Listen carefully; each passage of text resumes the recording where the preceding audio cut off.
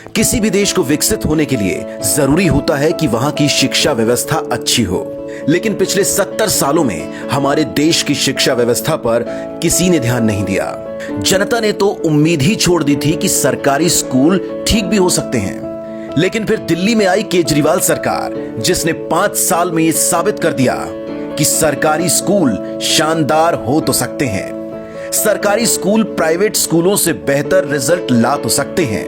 पिछले 5 सालों से लगातार दिल्ली के सरकारी स्कूल अपना ही रिकॉर्ड तोड़ते आ रहे हैं और इस साल तो उनका रिजल्ट 98% पहुंच गया है। इस रिजल्ट के भागीदार सरकारी स्कूलों के छात्रों से जब मुख्यमंत्री अरविंद केजरीवाल और शिक्षा मंत्री मनीष सिसोदिया ने करी मुलाकात, तो हुई कुछ खास बातें।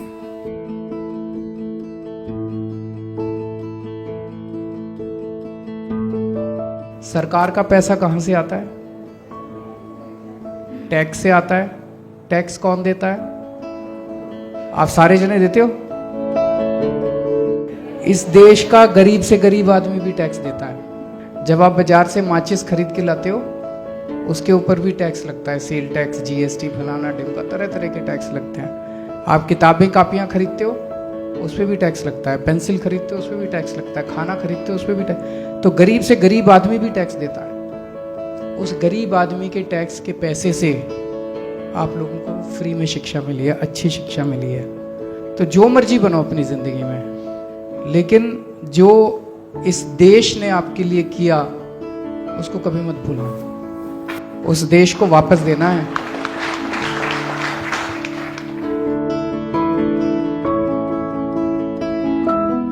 मेरी दादी की तबीयत खराब थी तो मम्मी पापा आ नहीं सकते थे वहाँ से, और लॉकडाउन में भी बहुत प्रॉब्लम, क्योंकि पैसे वो लोग लेके गए थे अपने साथ और हमारे पास थे नहीं इतने।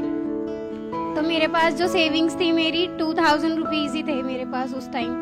तो 1500 मैंने चलाए वो 2 महीने।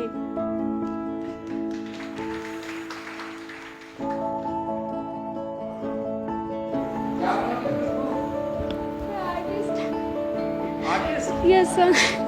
पेंटिंग? Yes sir. अच्छा, पेंटिंग करते हो? Yes sir. मैं सर से मिली भी हूँ जब यहाँ पे रॉयल कपल, डच कपल्स आए थे नीदरलैंड से। सर, आपकी जो मैकमिलन एजुकेशन इंडिया था, वो जो स्कीम थी इंग्लिश स्पीकिंग की, मेरी इंग्लिश बहुत कमज़ोर थी 11th में भी और 10th में भी, पर उसकी वजह से मैंने अपने मार्क्स ना बहुत ज़्यादा इंक्रीज़ किए और 12th में भी मैंने बहुत अच्छी तैयारी की, जिसकी वजह से मेरे बहुत वीक सब्जेक्ट में भी 94 मार्क्स मैं स्कोर कर पाई हूँ। और मैं इसलिए आपका बहुत बहुत थैंक यू करना चाहती हूँ। हमने किसी के कास्ट पे बात नहीं की, पर इस देश में आज भी बहुत सारे लोगों को अपनी कास्ट की वजह से नीचा दिखाया जाता है। आज मैं जिस गांव से आता हूं, मेरे पास ज़मीन है और मेरे उसी गांव में एक कास्ट वर्ग है जिसके पास ज़मीन नहीं है।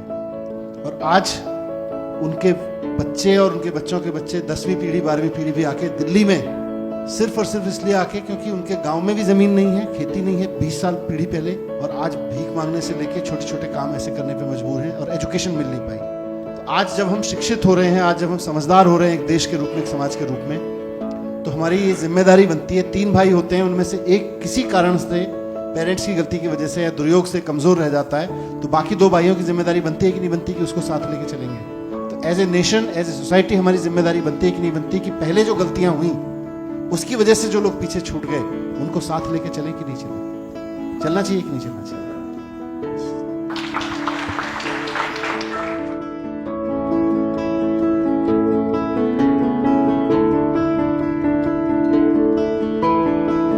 गुड आफ्टरनून सभी को।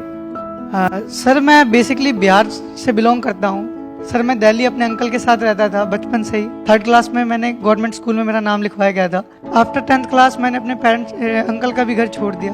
सर, मैं अकेला रहता हूँ और अकेला अपना रेंट पे रहता हूँ, किराया मैनेज करता हूँ। सर, मैंने कुछ ट्यूशन्स पढ़ाए, होम ट्यूशन्स, या सर खाली टाइम समय में कुछ फैक्ट्री वगैरह भी देखी। तो बाकी सर 12th में सर फिर टीचर्स ने सर बहुत ज़्यादा हेल्प की, क्योंकि उन्होंने कहा सर कि 12th ये हमारे लाइफ के मार्क्स हैं, ये लाइफ डिसाइड करते हैं। तो सर हमारे प्रिंसिपल सर, हमारे और टीचर्स सर, इन्होंने टाइम टाइम पे मोटिवेट किया सर, जिसका रिजल्ट ये है कि आज मैं फर्स्ट टाइम आपके सामने हूँ। धन्यवाद sir.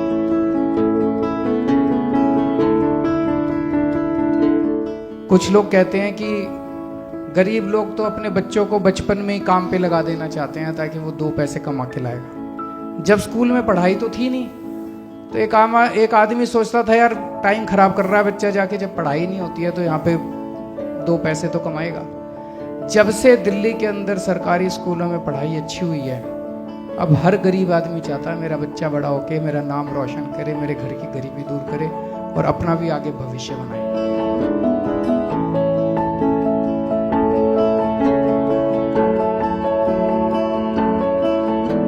Good afternoon sir, good afternoon to all. Sir मैं 9th क्लास में फ़ेल हो गई थी मैथ्स में, और उसके बाद मेरे टीचर्स ने समझाया, प्रिंसिपल सर का भी उस पर सपोर्ट मिला और पेरेंट्स का भी मिला, तो उसकी वजह से मैंने 80% प्लस स्कोर किया 9th में। और सर मैंने फिर क्लास 11th में टॉप किया, और मैंने कभी सोचा भी नहीं था क्लास 12th में मैं 96.2 स्कोर करूँगी।